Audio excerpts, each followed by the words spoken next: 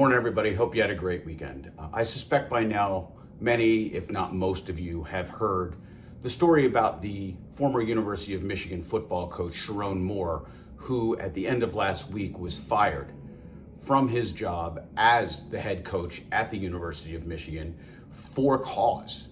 And the cause for which Sherrone Moore was terminated from one of the single most prestigious positions in all of sports was that he engaged in inappropriate sexual relationships with staffers at the University of Michigan athletics department. Let me say it a little bit differently. He engaged in inappropriate sexual relationships with subordinates in what was a massive position of power. And as somebody who you've heard me talk about, and as you can see the block M on my hat today, as someone who is just an enormous University of Michigan fan and University of Michigan sports fan, I have followed this story pretty closely throughout various forms of media, on TV, in print, and in socials. And the comments that I keep seeing are stunning to me, that Sherrone Moore is a fool. And how could Sherrone Moore be this stupid? Folks, this kind of behavior from somebody in a position, the stature of which Sherrone Moore held, it has nothing to do with being a fool. It has nothing to do with being stupid. This is all about ego. This is all about the abuse of power. And it actually took me back to some trainings I did in Boston a few years ago. And during one of the trainings when we were talking about actually quid pro quo sexual harassment, somebody who was sitting in the back of the room raised their hand and said, "Does this really still happen?" Referring to quid pro quo. Of course. Somebody asked a follow-up question, are people really that stupid? To which I kind of joked, like my entire livelihood is based on that very assumption. And then talked seriously with that group, as I do all the time, about the fact that stupidity is not why sexual harassment happens.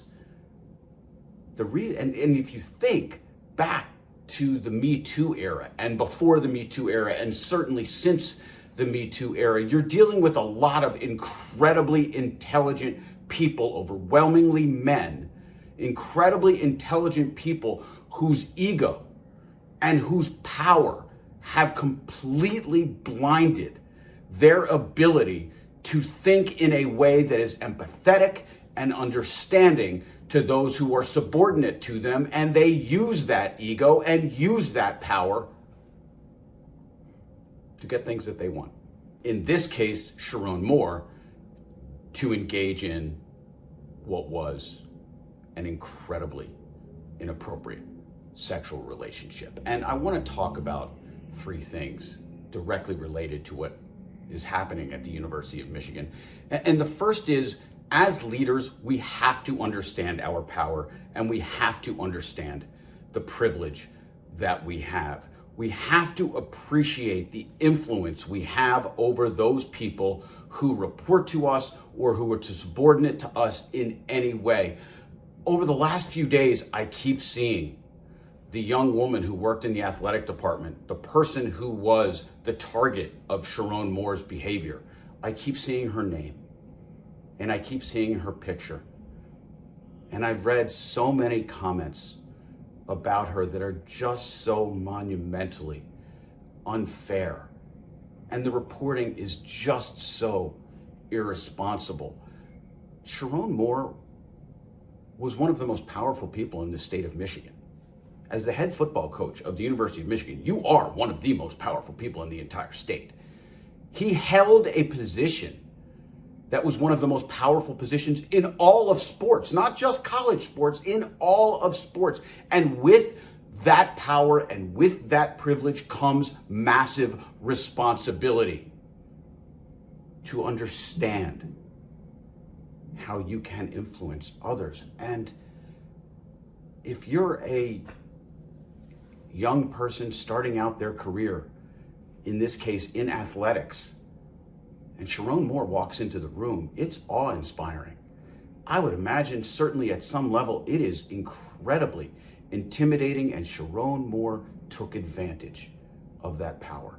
He took advantage of that privilege. And you can talk to me about, well, she wanted to engage in the relationship and she had a choice, and I will tell you that is complete crap. This is a young woman who looked at Sherrone Moore, and I don't know her and I don't know him, but I imagine this is a young woman who looked at Sherrone Moore with this awe, saw somebody who held this position of power. He exerted his influence over her in engaging in this wildly inappropriate sexual relationship. We have got to understand our power. We have got to understand our privilege. Second, you've heard me talk about, I do a lot of harassment prevention training, and it is so crucial for leaders to be involved in that training in a meaningful way. And I mean not just managers and not just vice presidents, I mean the people at the top of the food chain. I've done harassment prevention training for Fortune 50 companies, I've done them for professional sports teams, and I've seen it done in such an incredibly effective way, where those C-level people inside of the organizations not only are meaningfully participating in the training, they're introducing the training. They're messaging in such a positive way about the importance of the training and why, as leaders, it is so crucial that we understand that power and that privilege that we have, and that we are not using that power or that privilege for nefarious purposes, that we are conducting ourselves in a manner that is completely consistent with our policies and our practices, that we're not conducting ourselves in a manner that is inappropriate. We need to make sure, from a leadership standpoint, that in a meaningful way we are taking part in this kind of programming. And finally, from an organizational standpoint, we have got to do a better job of providing meaningful oversight on those people in these high-level positions. You've heard me in the past talk about the 5 R's of leadership responsibilities with regard to harassment. And one of those is we have a legal obligation to respond when inappropriate conduct occurs. Now, whether that is those in C-level positions when other people engage in it, whether it is from a board standpoint when those people in the C-level positions engage in it, we have got to make sure there is meaningful oversight provided, and that when inappropriate conduct happens, we do not sweep it under the rug. We do not hope that nobody will find out about it. We take prompt remedial action that is meaningful and is effective. Friends, the Sherrone Moore situation provides just one more in a long line of examples of powerful men taking advantage of young women who view them as mentors, who view them as leaders, who are to a certain degree in awe of them because of the power that they wield. For all of us with leadership responsibilities, we have to be more responsible. We have to take care of those people who trust us and who hopefully appropriately assume that we have their best interests at heart. Thanks so much, friends. Hope everybody has a wonderful week. As always, I truly appreciate your watching, truly appreciate your commenting and your sharing. Hope to see you real soon.